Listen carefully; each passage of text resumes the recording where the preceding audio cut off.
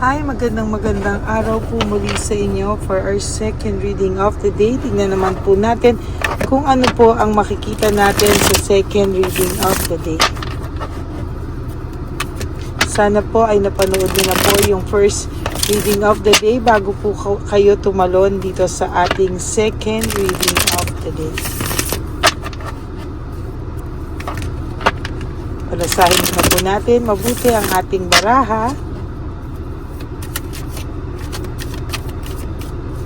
Kamusta po kayong lahat ulit? Sana po ay nakita niyo na rin po ang ating insenso.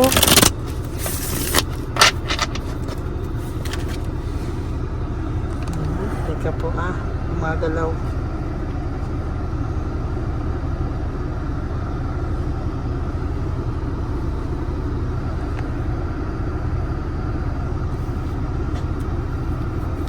One, 2, 3, 4, 5, 6, 7, 8, 9, 10,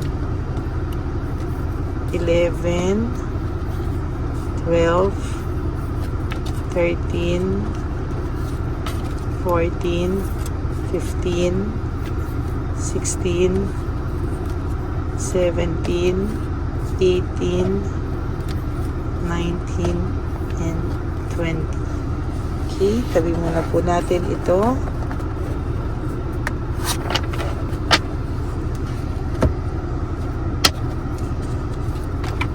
Okay, tingnan po natin. For your first card, this is all about unforgiveness, independence. Ang tao pong ito, sa totoo lang, ay very hindi po siya marunong magpatawad. Parang siya na, or humingi ng tawad. Siya na nga po ang nagkasala sa'yo, pero ang lumalabas pa po ay ikaw pa ang may kasalanan sa kanya at ikaw pa po ang hindi niya mapatawad. Masyado pong mataas ang ego at pride nitong taong to na parang ang gusto niya pa pong palabasin ay siya po ang hindi nagpapatawad sa iyo, or ikaw pa po ang hindi niya mapatawad, samantalang sa totoo lang siya po ang gumawa ng hindi maganda sa iyo.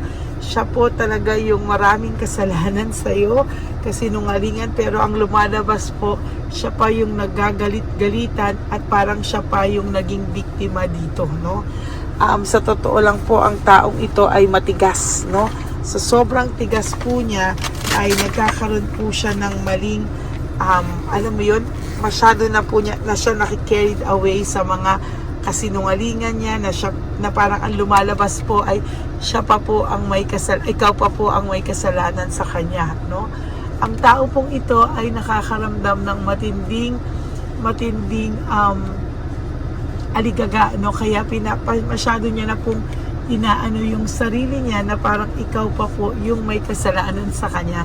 Nakakatawa po ang taong ito, kasi parang pinapalabas niya pa po na siya po ay parang naging biktima dito, Parang ang lumalabas po tuloy ay siya pa po yung, ikaw pa po yung may atraso sa kanya, hiyang-hiya naman po ako sa taong ito, Parang ang lumalabas pa po ay ikaw pa yung hindi niya mapatawad, Ikaw pa po yung parang humihingi sa kanya ng parang ang lumalabas, ikaw pa yung parang gusto niyang humingi ng tawad, Nakakatawa po talaga siya, Kasi ang tao pong ito, sa totoo lang, siya pa po yung parang ikaw pa yung lumalabas na may atraso, At talagang ito po yung hindi ko kinakaya, Na parang ang labas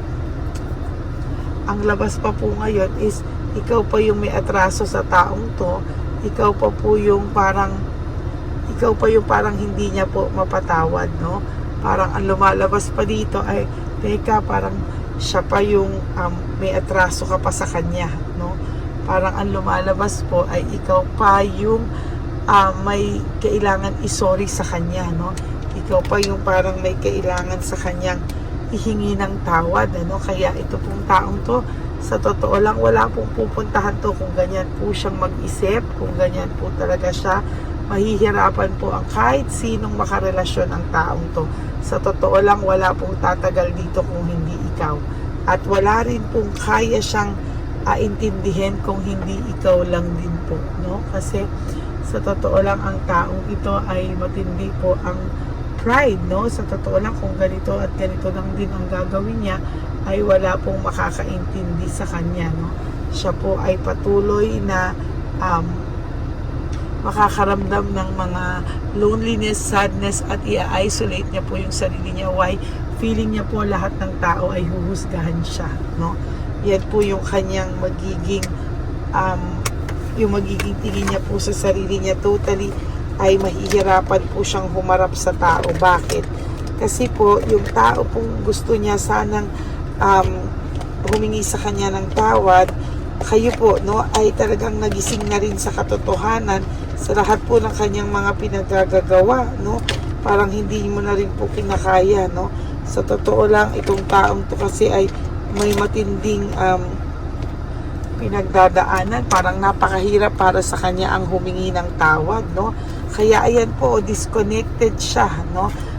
Disconnected po siya sa lahat ng tao kasi po ang taong ito ay nakakaramdam ng matinding pagkabagabag kasi po siya po, alam niya po na maybe alam niya din po sa sarili niya na siya po ay pinagtatawanan ng mga tao or hindi din po sa kanya naniniwala, no? Ang mga tao po ay matatalino na at alam na po nila ang totoong dahilan bakit ka po o bakit po kayo nawala, no? For some of you, meron po sa kanilang alam po nila, no, kung bakit, saan, kailan at sino po ang totoong may kasalanan, ano? At para po dito, sila po ay hindi na po naniniwala sa taong ito, no? Patuloy po na ang taong ito ay makakaramdam ng pagkabagabag at hindi na po ito titigil sa mga susunod na panahon, no? Ito pong taong to talaga ay nakakaramdam ng matinding selos, matinding insecurities at talagang hindi po ito titigil sa mga susunod na panahon. Talagang sasabihin ko po sa inyo na itong taong to po ay makakaramdam yan ng dagok sa buhay niya, no? Whether you like it or not, talagang ito pong ang taong to ay hindi po siya titigil, no? At talagang ito pong taong to ay medyo may matinding pagdadaanan pa sa mga susunod na panahon. Marami po sa inyo ang hindi nakakaalam na itong taong to po ay talagang may dagok na darating sa kanyang buhay, no? Marami po ang mangyayari sa kanya at hindi niya po kakayanin lahat ng pagsubok na darating sa kanya. Wheel of Fortune in reverse. This is very, very sad card for me, no? Because lahat po ng negative energies ay nandito sa barahang ito, no? Hindi po maayos ang barahang ito. Lahat ng energies, masasamang cards, masasamang emotions ay nandyan sa card na yan, ano? Kaya for some reason, kahit po sabihin nyo na ang taong ito po ay puno ng negative emotions, talaga pong sasabihin ko sa inyo, no, na ang taong ito po sa susunod na mga panahon ay patuloy pong makakaramdam ng negative emotions, no? Talagang kasi po, no, napakabait mo sa kanya, lahat ng you're very traditional, na inalagaan mo siya, talagang lahat ng pagiging ideal na girlfriend, boyfriend, or ideal partner, no, ay ginawa mo sa kanya. Pero ano po ang binalik niya sa'yo? Panay sakit ng loob. Hindi mo po kinaya talaga ang panay sakit ng loob, no? Ayan po, so ngayon siya po ay restless, very aggressive siya and curious po siya sa kung ano man po ang nararamdaman mo sa ngayon, ano? Meron po siyang nararamdamang emptiness, no? Emotional loss, emptiness, at talagang sa mga susunod na panahon, yan pa rin po ang kanyang mararamdaman, no? Unwanted, no? Marami po siyang mga na-stuck po siya sa isang sitwasyon na kung saan ay hindi po siya makapag-move forward. Hindi niya po alam kung paano o anong gagawin niya sa mga susunod na panahon. sa kanyang buhay. Ang alam niya lang po ay siya po ay na-anxiety and nagkakaroon po siya ng matinding hindi niya po gusto yung mga nararamdaman niya. Meron po siyang nararamdamang meron po siyang mga nararamdaman na pagkabagabag, at meron po siyang nararamdaman dito na movement, ang bilis ng mga pangyayari na hindi niya po inakala, marami po siyang promise na hindi natupad sa'yo, marami po siyang mga bad choices and mga talagang marami po siyang promise na unfulfilled, and so nakikita ko po ngayon ay talagang itong taong to ay naging matigas, unreliable, at sa nakikita ko po talaga ay sa mga susunod na araw siya po ay mawawala ng gana, walang inspirasyon, at mahirap po, ito po, the Sun in reverse, this is all about unhappiness, negativity, failure, loneliness, and talagang kailangan niya pong mag-isip, at marami pong group conflict na mangyayari sa kanya, the more siyang magtatawanan ng mga tao at talagang hindi po siya paniniwalaan,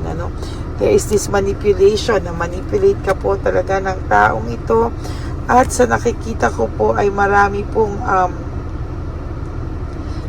kinontrol ka po talaga ng taong to. Ang tikas po nitong taong to at talagang matikas po ang ulo, ang dibdib, lahat na din po,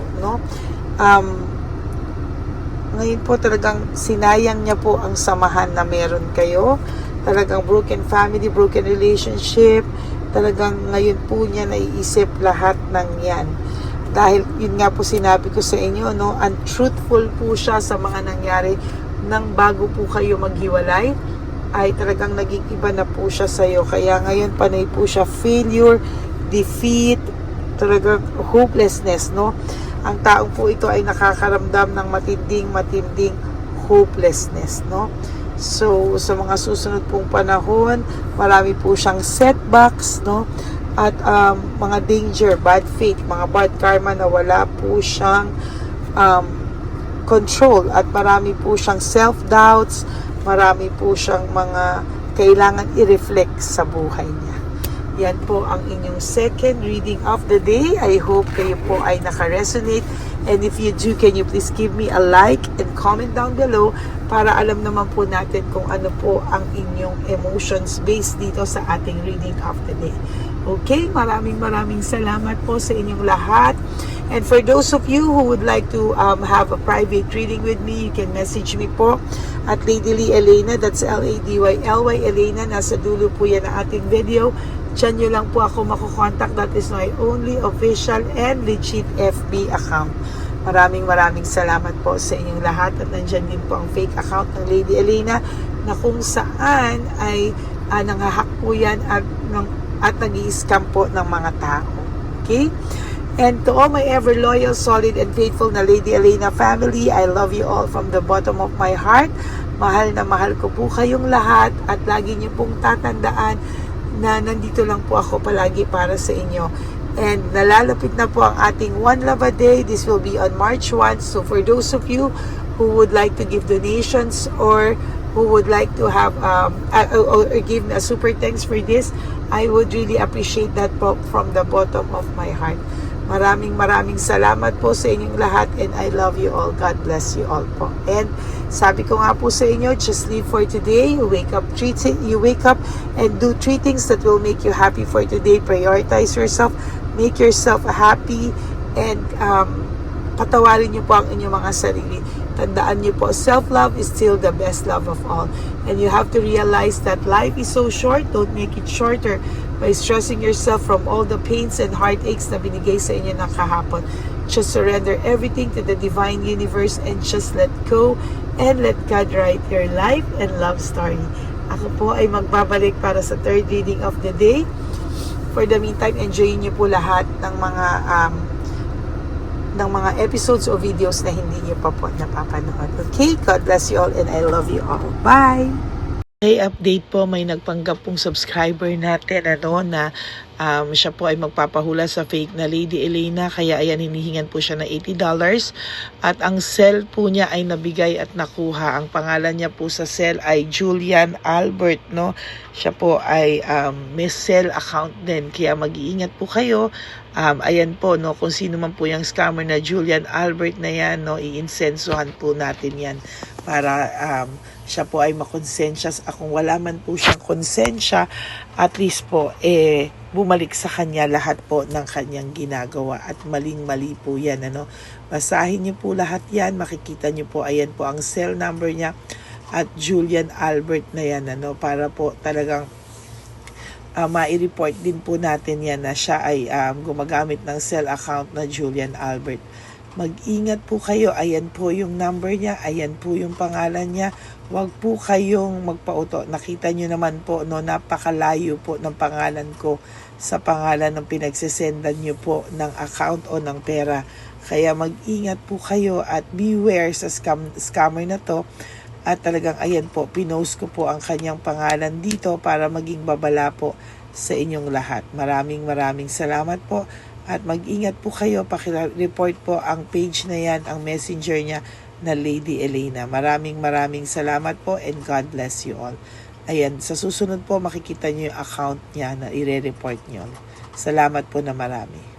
Magandang gabi po ulit sa inyong lahat. Ako po ay muling nagpapaalala sa inyo na mayroon pong lumalabas sa FB at Messenger account na fake account po, no, nang hihingi po ng $25 through PayPal, at hindi po yan totoo. Huwag po kayong maniwala dyan. At pag sinabi mo po na gusto ko pong marinig ang boses nyo or makita kayo, ang sasabihin po ay magbibigay kami ng link, buksan mo yan, at pagkatapos ay makikita mo ako. Huwag po kayong maniniwala dahil yan po ay hindi totoo. Yan po ay isang malaking scam na pag binuksan nyo po ay mahahack po lahat sa inyo. Mahahack po ang inyong mga personal details. Lahat ay mahahack. Ako po ay nalulungkot na ito po ay nangyari, ngunit sa talagang may mga tao pong masasama at may mga tao po talagang hindi makatiis na hindi gumawa ng masama sa ibang tao. Pero maging aware po sana kayo. Tulungan niyo po ako. I-report po natin yung fake na yan at sa FB para siya po ay mawala na at wala na po siyang mabiktima pa, no? Nandyan po lahat ng details at maraming salamat po sa inyong lahat. Maraming salamat po sa inyong lahat at mag-iingat po kayo.